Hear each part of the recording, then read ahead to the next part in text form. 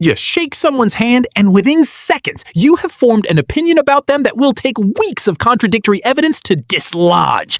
You did not decide to form that opinion. You could not have stopped it if you tried. And the information your brain used to reach its verdict was not what they said, not how they looked, not even how they smelled. It was the pressure of their palm against yours, the temperature of their skin, the firmness of their grip, and the fraction of a second it lasted. Touch spoke before either of you opened your mouth, and what it said went straight past your conscious mind to something much older. For most of human evolutionary history, physical contact was the most reliable signal of social intention available. You could not fake a relaxed, warm, steady touch the way you could fake a smile or a friendly tone of voice. Touch required proximity. Proximity was risk. And the quality of that touch, its warmth, its steadiness, its duration, told you something real about the person who was willing to enter your personal space and make physical contact with you. Your brain learned to read that signal long before language gave it another option. The psychologist William Chaplin at the University of Alabama led a study that measured handshake characteristics across hundreds of participants and matched them against personality assessments. His team found that handshake quality, measured on dimensions including firmness, completeness of grip, duration, and eye contact during the shake, was a reliable predictor of personality traits including extroversion, openness, and emotional stability. More remarkably, the correlation held even when the raters assessing personality had only the handshake to go on and no other information about the person at all. The touch itself was communicating something real. But here is where it goes deeper. The influence of touch on trust and judgment does not stop at the handshake. Research has consistently shown that incidental touch that the recipient may not even consciously register, produces measurable changes in how they evaluate the person who touched them and the situation they find themselves in. In a landmark study by Chris Chadi and a team of researchers, waitstaff who briefly and lightly touched customers on the hand or shoulder while returning their change received significantly larger tips than those who did not touch at all. The customers, when asked, typically could not recall being touched. The effect was operating entirely below conscious awareness. This is the thing about touch. It does not always announce itself. It works in the background, adjusting your evaluation of another person at a level your conscious mind never directly accesses. A doctor who touches a patient's arm while explaining a diagnosis is rated as warmer, more competent, and more trustworthy than a doctor who delivers the same information without touching. A teacher who briefly touches a student on the shoulder while encouraging them produces better subsequent performance from that student than a teacher who gives identical encouragement without contact. The content of the interaction stays the same. The touch changes everything. Why would this be? Why would a brief, incidental pressure from another person's hand carry such disproportionate weight in how you evaluate them? The neuroscientist David Linden at Johns Hopkins University has studied the touch system extensively. His research identified a class of nerve fibers, C-tactile afferents, specifically designed to respond to gentle, stroking, skin temperature contact, the kind of touch produced by another human body moving slowly against yours.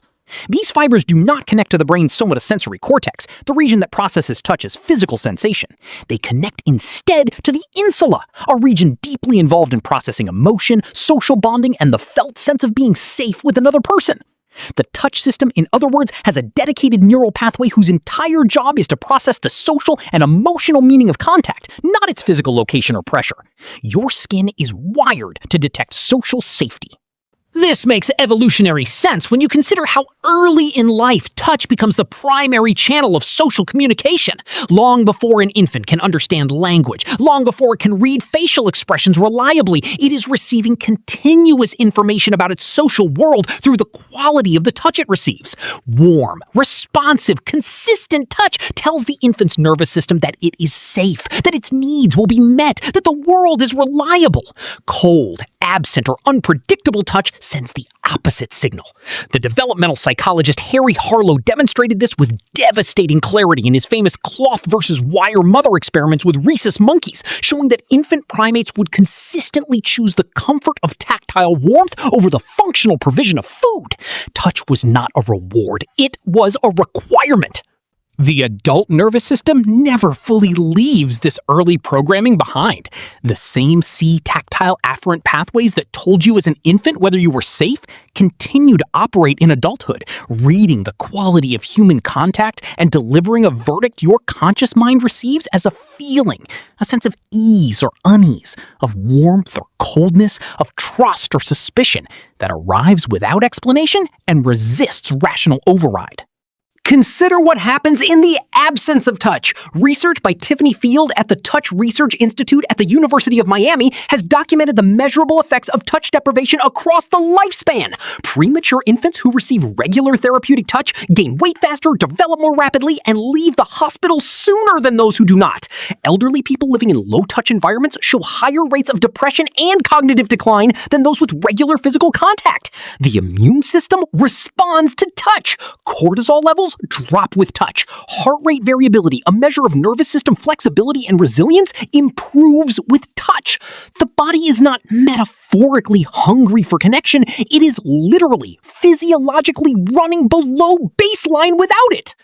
And yet, the handshake remains the ritual. Across dozens of cultures, the first act of greeting between strangers involves deliberate physical contact. A hand extended, a grasp, a brief moment of mutual skin against skin.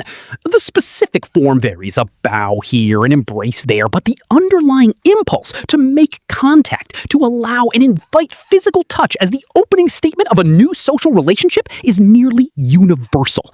Some researchers believe the handshake itself evolved as a gesture of peace, an open hand demonstrating no weapon held out toward a stranger at close range, the ultimate signal of social trust. The grip that followed, the actual clasp of hands, would have been the confirmation. I am reading your touch and you are reading mine, and neither of us has chosen to harm the other. This ancient signal is still running every time you extend your hand toward a stranger. The rational, verbal, consciously constructed part of your mind may be preparing a greeting, a sentence, a first impression you have deliberately crafted. But your C-tactile afferent fibers are already reading the temperature, the pressure, the steadiness, the warmth of the hand that meets yours. And the verdict they deliver before you have said a single word will shape everything that follows. The next time someone extends their hand toward you, notice what you actually feel before you think anything. That first impression is not a thought. It is a reading, a signal carried along a neural pathway older than language, older than culture, older than anything you were consciously taught about who to trust. Your skin knew before your mind did. It has always known. And for most of human history, it was right.